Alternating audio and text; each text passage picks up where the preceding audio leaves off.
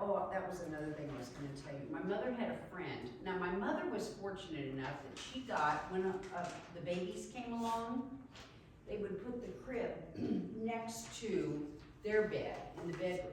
And they had a microphone that would clamp onto the side of the baby bed, and then a light next to them. And when the baby cried, the light would blink in the frequency of the cry. Now my mother had a friend who did not have one of those, and she would safety pin her nightgown to her baby's nightgown at nighttime and sleep with it, so that when the baby moved and woke up, she could feel the baby. Wow. Oh my. Yeah. Yeah, and I just remember thinking, exactly, you know, and then some of the other things that are in the houses, there are lighted doorbells. And in Johnson County, or in Olathe that we lived in, the police department or the fire department would install those in the houses of the deaf community in Olathe. They had lighted doorbells. They had lights for the telephone. They called it like this. It would blink a light, and then smoke alarms. They had smoke alarms that would light, and yeah, it was very, very interesting. The Deaf Cultural Center opened the eyes to the whole community. Even though the deaf school had been there for many, many years, there was not a place where they could be educated about what it was like to live in a deaf world. And so when my dad was growing up back in the 40s, was when he went to deaf school in the 40s, their football team played our high school football team. The huddle was first invented by a deaf person playing football so that they could all get together and sign to each other in the huddle. Isn't that great? So it was a deaf person that created the huddle, the football huddle. Wow. And in fact, it was in Kansas that happened. Mr. Hurd was the one that did it. So yeah.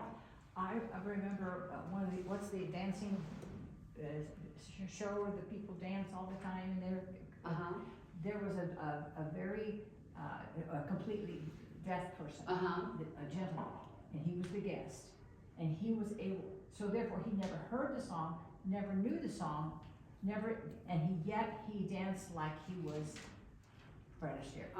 And it was, and I will never forget how amazed I was, and the song was The Sound of Silence.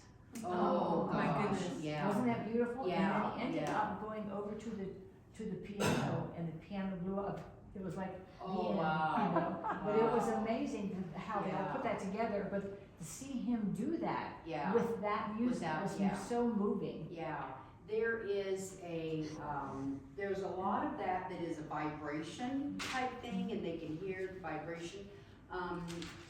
I think it's on the football field where they would have a drummer that would drum for cadence for the football players in some of their exercises and stuff like that. And the cheerleaders, the deaf cheerleaders, would have a cadence. They would play a cadence for them. Just so many things in my life that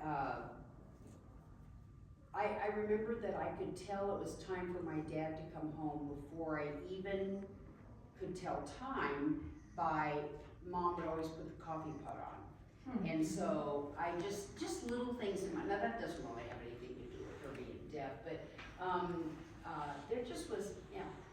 Tell them about the dog that would jump up outside. Well, my parents were the recipients of a hearing aid dog. And it was a big deal. They had, the newspaper did a story about it and everything, and they trained this dog to be a help for a deaf couple. So Mom and Dad got the dog, and Sam was his name. And oh boy, he made the newspapers, he made the news, you know, Mom and Dad were proud of him and everything. Well, it was fine, it was good, but Mom and Dad had also had several dogs prior to Sam that was much more trained to mom and dad because they trained him, you know, and Sam came in and Sam kind of had to learn the ropes when Sam came to our house, you know, but they had other dogs that would, like for instance, they lived in a mobile home and they had their screen door was solid at the bottom and then the glass was at the top. And they had a little bitty, I don't know, like a Pomeranian or something. And they would let him out. And when it was time for him to want to come in, he would jump high enough that they could see his ears at the door, and then they would go let him in. You know, and it was just, when I look back on it now, I think, you know, all of the different things that now there were some sad things. Mom and Dad, we didn't have a phone in our home. And so I remember one morning my mother woke up and was having a reaction to taking somebody else's medicine in the family. I guess she woke up with a sore throat or something, so she took somebody else's penicillin. And by 8:15 she was breaking out and swelling up and everything. And so I had to go next door to the neighbors to use the phone, and probably at 8 or 9 had to call the doctor myself. So it was a lot of responsibility on the first child. And I also remember being at school and the tornado sirens would go off, and I'm thinking immediately of my mom who's at home by herself. Is somebody gonna alert her, let her know? So I would ask to go to the office, call the neighbors, say, don't forget to tell my mom there's a tornado warning, you know. So there's a lot of responsibility put on an older child. Not so much today, because now they have all this technology. You know, they can see weather alerts, there's just, yeah. I mean, to have lived in today's time and then back then is totally different, yeah. In the spoken language, there's a lot of regionalisms and colloquial things. Yes. You know, a southerner talking to somebody in Massachusetts can't be understood. Right. How about sign Yeah. language?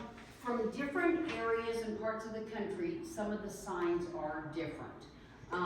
For the most part, they're the same, but the sayings can be the same. They can be different, you know,